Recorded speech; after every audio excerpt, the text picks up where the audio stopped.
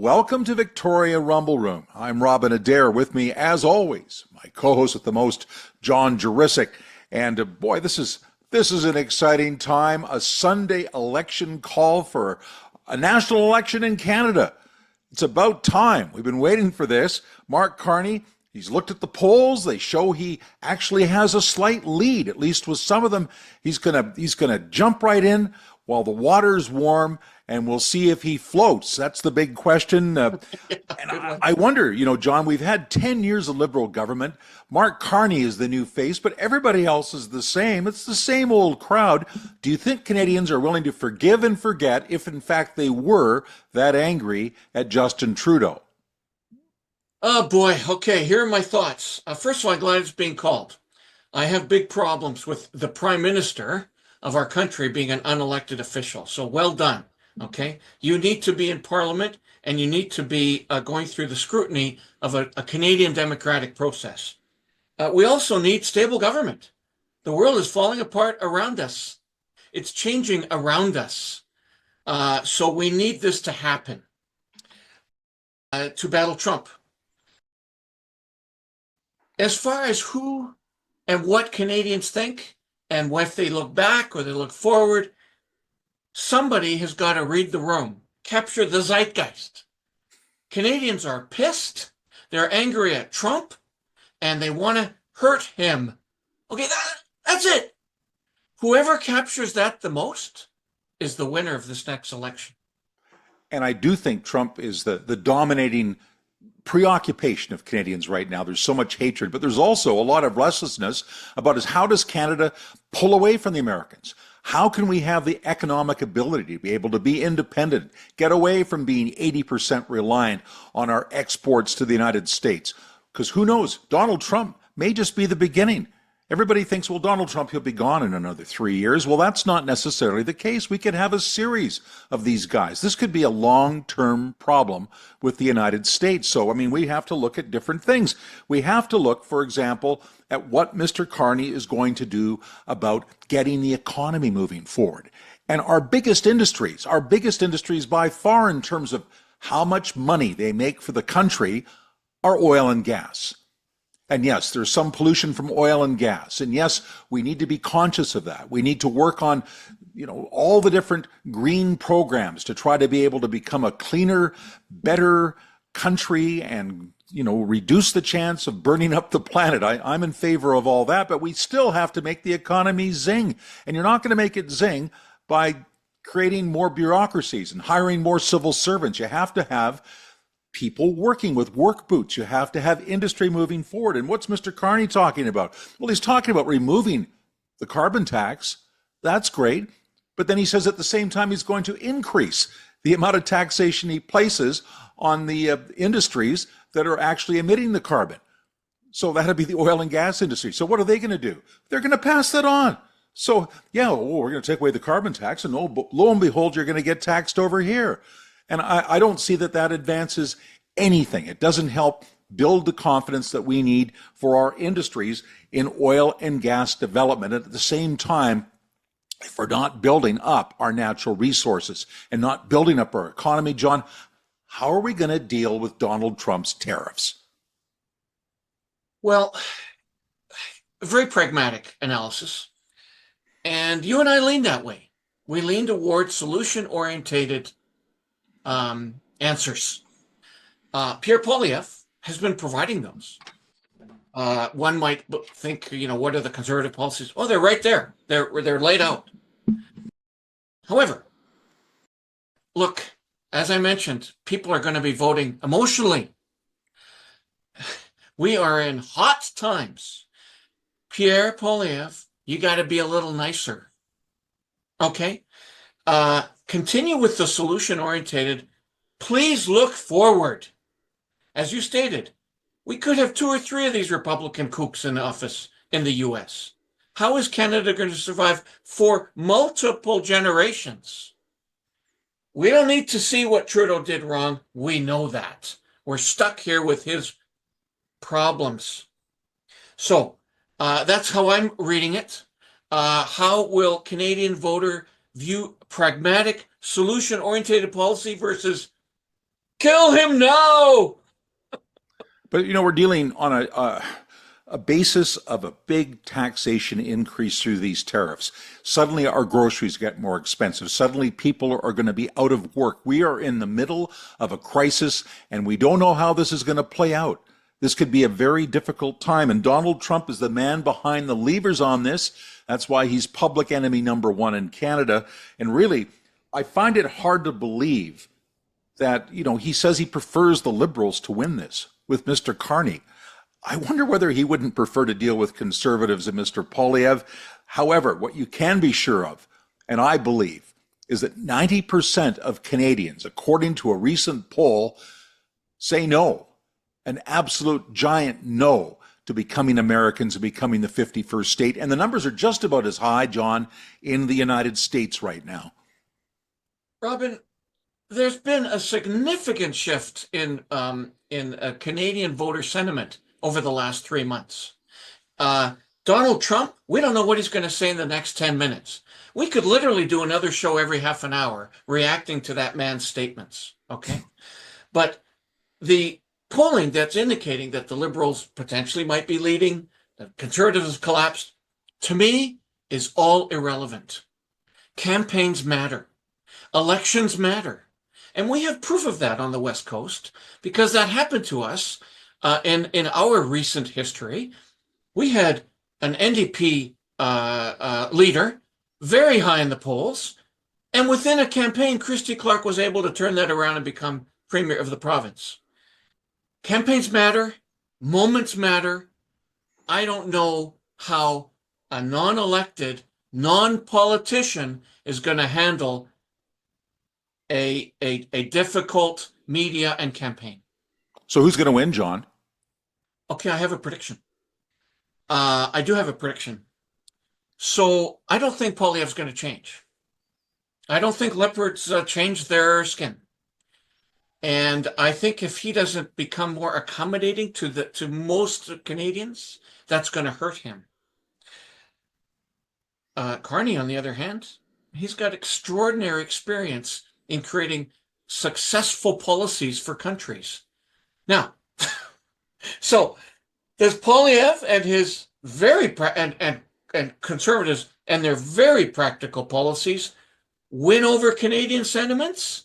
Or does Mark Carney, the unpolished, non-politician, but a global leader with policy, win? Yes, I think he ekes it out, and I think the Liberals break through in Quebec, and I think they break through in Toronto, and they win a Liberal majority.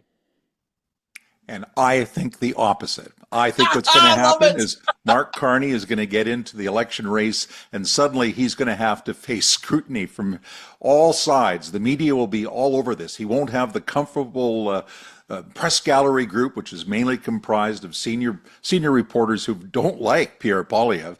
He's going to be out in the hustings, and people are going to ask tough questions. And he has a tendency to talk down to people. He's done it already in some scrums, and this is just early going. And Pierre Poilievre is very polished in this kind of a battle. In fact, I think it's where he really shines.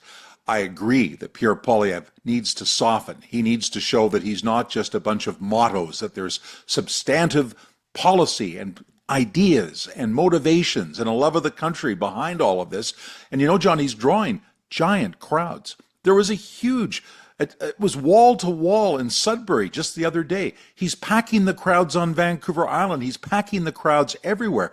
And a lot of these people are young people. And some of these people haven't been particularly political, but they are now. And I think it's going to be a short campaign. That works in Carney's favor. But I also think Pierre Poilievre is an experienced campaigner, and that works in his. I predict a Conservative win, maybe a Conservative minority. Hard to say what, but we'll have to wait and see. And of course, the thing that for the record, yes, I predicted Kamala Harris would become president on very much the same sort of construct that I created here Well done. It'll be fun to see who wins. Well, we'll see who will. We'll have a beer over who gets Yes, that. exactly. I just want to say there is that common hatred of Donald Trump. Everybody can hate Donald Trump. We can all wrap ourselves in the maple leaf. Everyone can call themselves Team Canada, and everybody can say we're going to form a war cabinet. It's going to be like the war rooms in the Second World War, and this is a trade war. That's what casts a pall on the whole thing, is a trade war. And let's just look at the Americans and what they're thinking about through all of this, besides paying attention to us, which they don't do that much of. They do if we turn the electricity off. But other than that, they're looking inward. And it's interesting to see what Lee Bollinger has written. He's a former president of Michigan State University and I believe Columbia University. He's also a First Amendment scholar. And he had this to say about that MAGA regime at the White House. We're in the midst of an authoritarian takeover of the U.S. government. The characters we are encouraged to emulate are the likes of Orban and Putin. This indicates a strategy to create an authoritarian democracy or a strongman democracy. You neutralize branches of government, you neutralize the media and the universities, then you're on your way. So much dysfunction and breakup across the world. Meanwhile, our brand new prime minister's been in France and the UK. And who knows elsewhere he's going to be to shore up support and strengthen relationships for Canada. Mark Carney wants to deliver a strong message of unity with Europe in the face of Donald Trump. With you, Mr. President, I want to ensure that France and the whole of Europe works enthusiastically with Canada, the most European of non-European countries, determined like you to maintain the most positive possible relations with the United States. Canada is a reliable, trustworthy, and strong partner of France, which shares our values and lives them through action during this age of economic and geopolitical crises. You know, I think that Mark Carney does speak for a lot of Canadians when we're tired of being looked down on and spoken to by a big bully in the United States. Canada stands for a lot of things that we should be very proud of.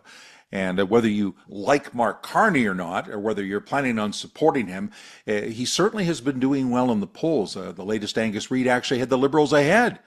And I think that really is going to be pretty hard for Carney to lay off, and why we're going to probably see an election very, very soon. And, you know, who's taking a chapter out of the book? The book of Carney is our own BC Premier, David Eby. And he has been singing off the same song sheet, John. Carney has not gone through the scrutiny of a national media or any kind of political campaign. We'll see how things settle out. In the meantime, David Eby has. And guess what? He wants the power to enact tariffs and other actions without going to the legislature looking for approval. Yay, we've got win an election. Let's just take over Western Canada. They certainly believe, don't they, the NDP? Tough words for the Americans is winning them lots of voter support. Yet again, the president is sowing uncertainty and chaos, attempting to undermine our economy by implementing tariffs and then quickly pulling them off. He has realized what we told him from the beginning, which is that these tariffs hurt Americans. They hurt American companies. They hurt American workers. They hurt American families.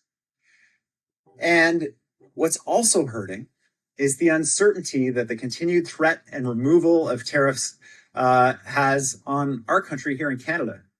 My message for the Prime Minister, for my colleagues across the country, and it's one I'm sure they want to deliver to me too, is stand strong. We are not going to accept these continual threats, this continued uncertainty. We're going to stand up for Canadians.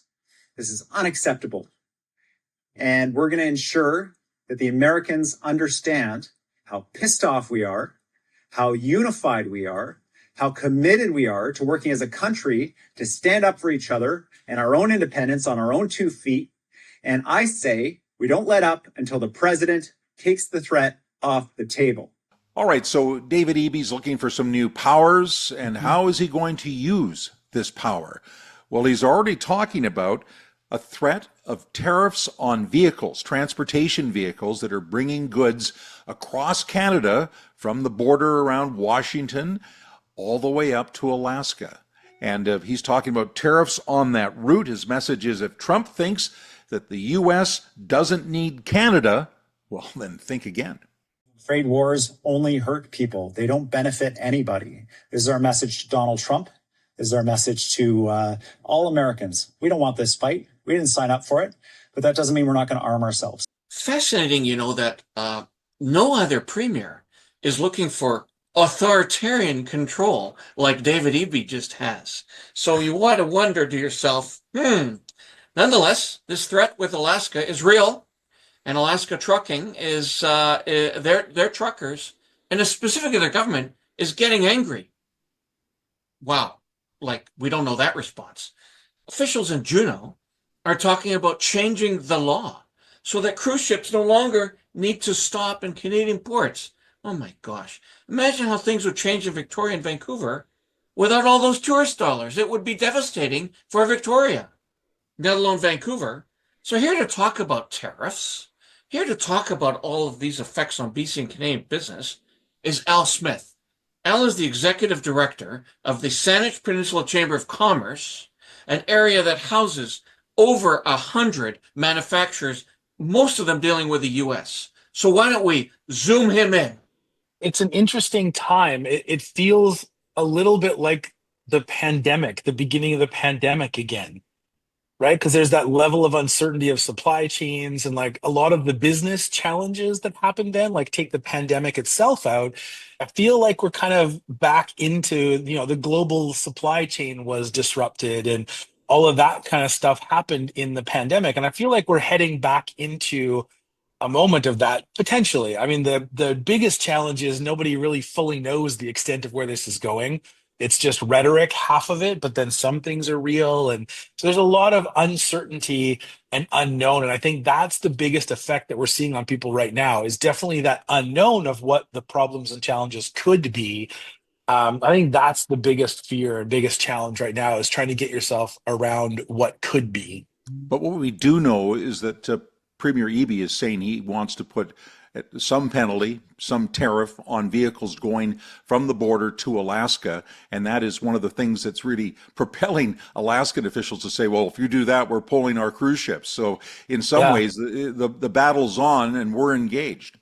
Yeah, and 100%. I mean, the challenge is it's still all rhetoric, right? Like it's not, he hasn't pulled the plug on that yet. So the cruise ship thing hasn't pulled the plug on that yet. And so everyone's just kind of posturing. And the people who suffer the most are those of us trying to just run businesses and do stuff. So we need some clarity as fast as possible, but whether we're going to get that with the administration that's in the US right now is kind of highly unlikely.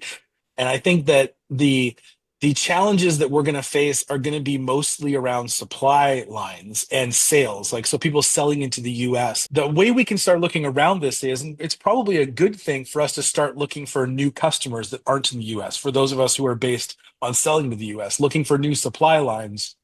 We're going to have a lot more with Al Smith to talk about next week, and particularly about steps being taken by local business to deal with the possibility of tariffs and a possible recession. How are we reacting locally?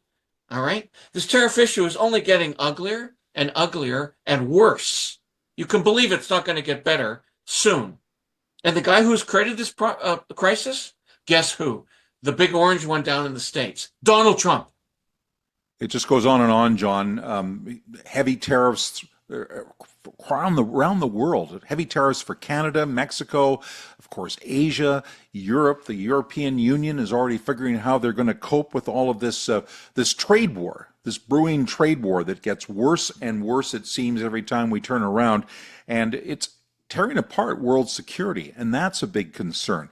Trump claims that he's going to end the war in Ukraine. Well, we'll see about that. I think Vladimir Putin has a pretty long laundry list. I don't see how Trump caves in, but who knows? I think he wants that Nobel Peace Prize. And, what are the Ukrainians going to do? They're going to roll over and allow this all to happen? Right now, Trump is suggesting that the Ukrainians, for the most part, are surrounded. First of all, you don't want to pick on somebody that's a lot larger than you, even with the money. There's a lot of money that we gave them and a lot of equipment. It's unbelievable. Right now, you have a lot of Ukrainian soldiers that are encircled and in grave danger. And I've asked them not to kill those soldiers, please, not to kill those soldiers. We don't want them killed. France says it'll provide peacekeepers if there's a ceasefire. And other European nations have also pledged to help, with or without the Americans. So what about Canada? Well, as it happens, our regular military contributor, Chris Kilford, is standing by in Latvia. It's right. He's been in Latvia. He has been in Poland. Chris Kilford is, of course, a retired lieutenant colonel. He was an artillery officer in the Canadian Forces, and currently is the branch president of the Canadian International Council. And so he's very active, both as a former military officer, a military educator, and just a guy who's a font of knowledge on all the issues going on right now in places like Ukraine. So we thought, he's in the Baltic. It's threatened by the Russians as well. I'm sure he has lots to say, so let's zoom him in. Now, joining us, a regular contributor to the Rumble Room, but never before from Riga, Latvia, is Chris Kilford, the branch president of the Canadian International Council. And Chris, you're there, and you've been in Poland. You're now in Latvia. You're doing all this observing about what our NATO troops are doing and some of their exercises. And at the same time, I'm sure you and many of your contemporaries are looking over your shoulder at these meetings between Donald Trump and Putin, where Vladimir Putin is saying that he wants to see, amongst other things, of course, Ukraine denied membership in NATO, and a lot of other countries that are currently in NATO that border him to leave NATO. He doesn't want NATO at all on his borders. Has there been any kind of reaction to this kind of discussion up until now? Yes, so you're absolutely right. I mean, Putin wants everything, and in fact, his list is even longer than the things that you mentioned, as I know you know. Obviously, no membership for Ukraine in NATO, and also to create a buffer zone. And this is usually centered on Poland and the three Baltic states being that buffer zone. Of course, he doesn't mention Finland, and Finland joined NATO as a result of the actions that he took in Ukraine. That doesn't come up. But no, that is exactly what he would want, and that is exactly what is being discussed here in Poland, where I am now in Latvia, that they see this as a real issue and are concerned about it. And they're very happy, of course, that countries such as Canada through NATO are here on the ground to prevent Putin from having any chance of getting what he wants. Must be heartening, though, to hear that Germany now suddenly is going to put a lot more attention and money behind rearmament.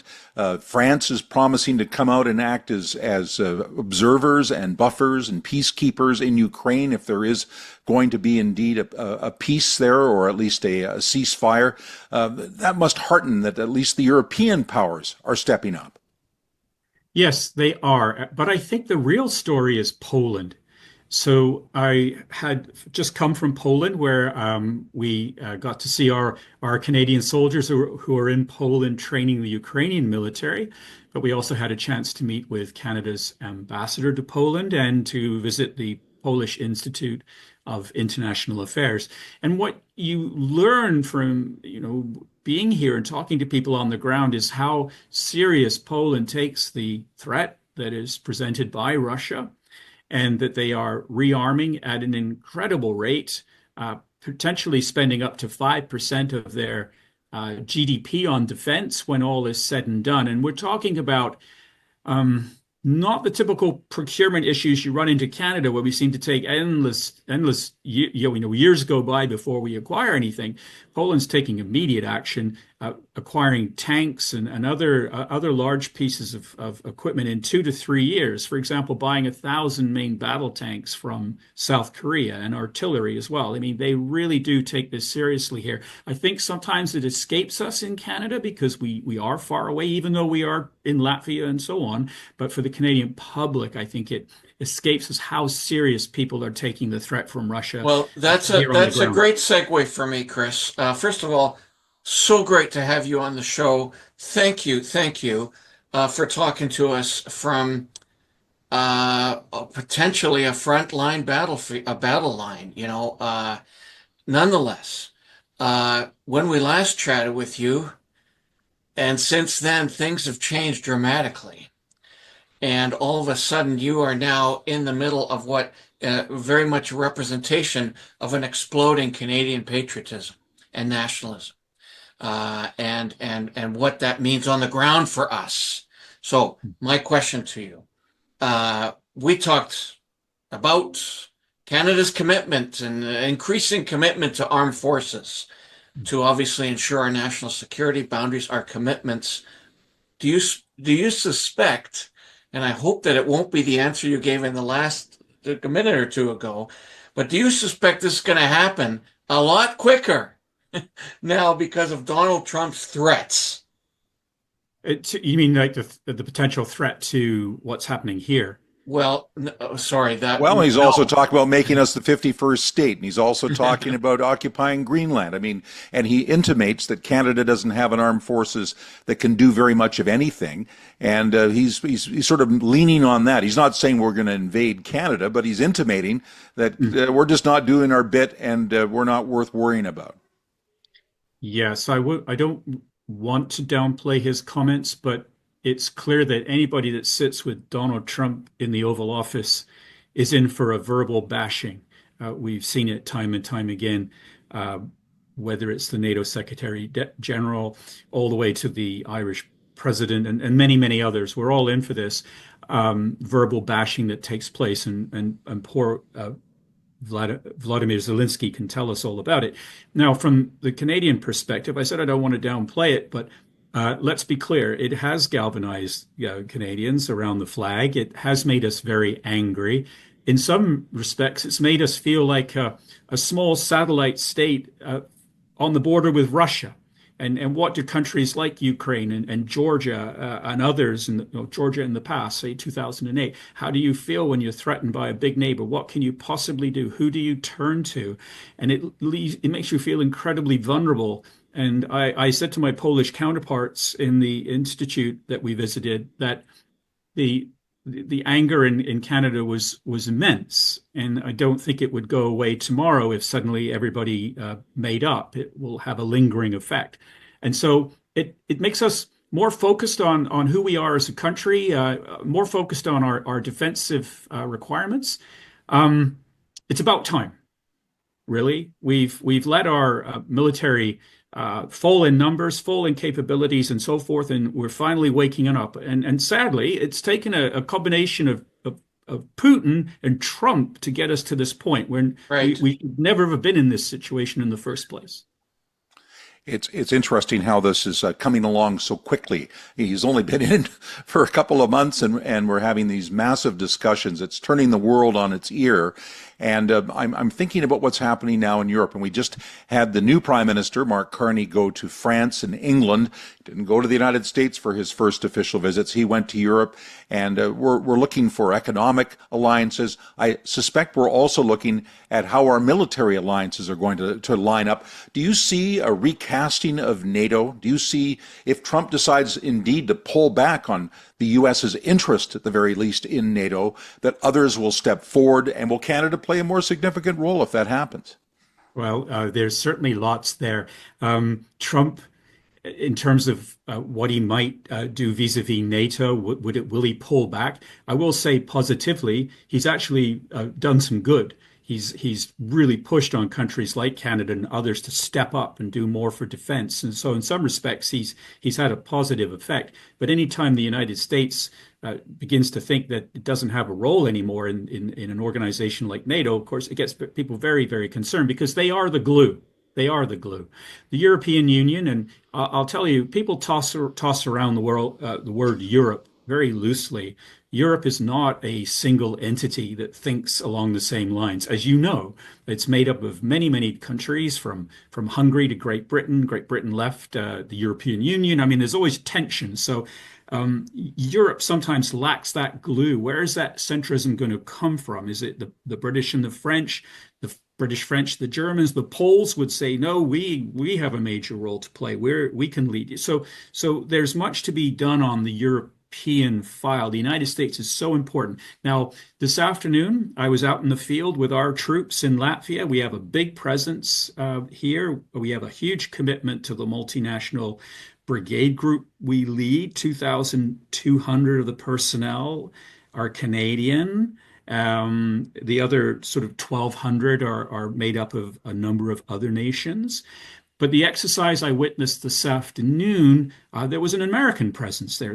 They're not part of the NATO battle group, the NATO brigade group that we lead. They're not part of it, but there were Americans today there exercising, supporting, and all of that. So on the ground, vis-a-vis the United States, not much has changed. Now, it could.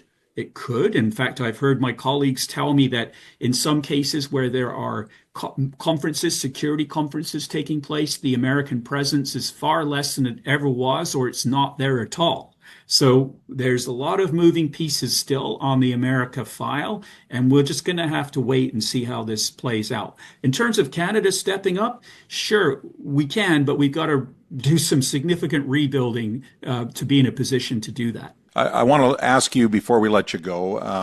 This is all happening sort of right before our very eyes, the discussions between Putin and Trump. And I get the sense Donald Trump really badly wants a Nobel Peace Prize. He wants to say, well, I brought them together. 3 years of fighting, and I brought them together, and we have peace now, irrespective of what the Ukrainians would have to suffer in terms of what they would get at the end in terms of a peace settlement. Do you think it's going to indeed lead to peace, whatever they come up with, and Ukraine maybe won't have that much to say about it at this point? Or do you think that Europe would step forward and say, if the United States isn't prepared to guarantee security in Ukraine, we are? I mean, how do you think this is going to play out? Can Trump and Putin decide the whole thing by themselves? Well, I don't think it's going very well for Trump worldwide writ large. The Gaza conflict was supposed to end, and it's not. It's actually going in the other direction. The Houthis were supposed to behave themselves, and we see the United States launching missiles and threatening Iran because of that. And now we expect Donald Trump to end the war, as he said he would on the first day, but it's not. How is this going to play out? I think the Russian side will delay and not play ball. They'll say they will, but they won't, and they're not interested right now. I think they're feeling pretty good about things. They've recaptured much of the Kursk salient. That's theirs.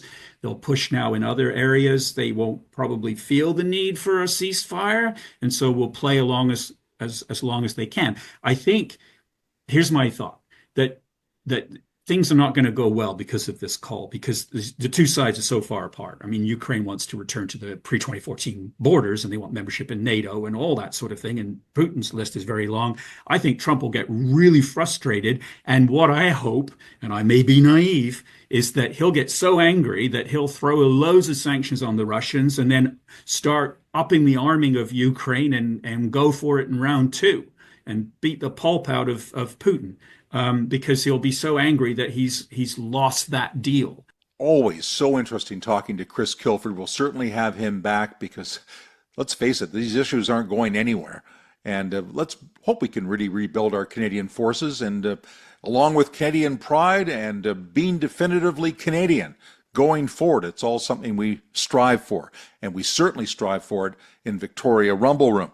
And John, speaking of things we've been proud of, I have to say, I've always been so proud about the Hudson's Bay Company. It's the oldest company of its kind in North America. It goes back to the fur trade, and it's been really going through hard times, like so many of our major outlets. Eaton's went out of business. That was hard to believe, that Eaton's would just disappear the way it did. And others have also folded their tents, and it's really unbelievable. Hard to believe that you would see a giant institution like the Bay, the proud institution, the Bay, falling on hard times, but they are trying to restructure. But then again, you see all those Amazon trucks all over the city. It's understandable why we have so many problems with our retail. So a salute to the Bay. Get down there and buy yourself a Hudson's Bay blanket, because they may become collector's items, John. It's such an odd timing, okay? That, because of course, if anyone who's been in a mall for the last 10 years or walked through these great institutions knows that they're suffering. Some of them have adjusted to a digital age. The Hudson's Bay did not. But what is so kindling our spirit here is that the Hudson's Bay Company was part of putting Canada together. It was a institution that brought us together from sea to sea. And I'm telling you, for the bay to now be crumbling as we're renewing this, renewing our patriotism around the threat from Donald Trump is just sad. So I hope it works out somehow. We still want a bay. We don't want just Walmarts around, right, Johnny?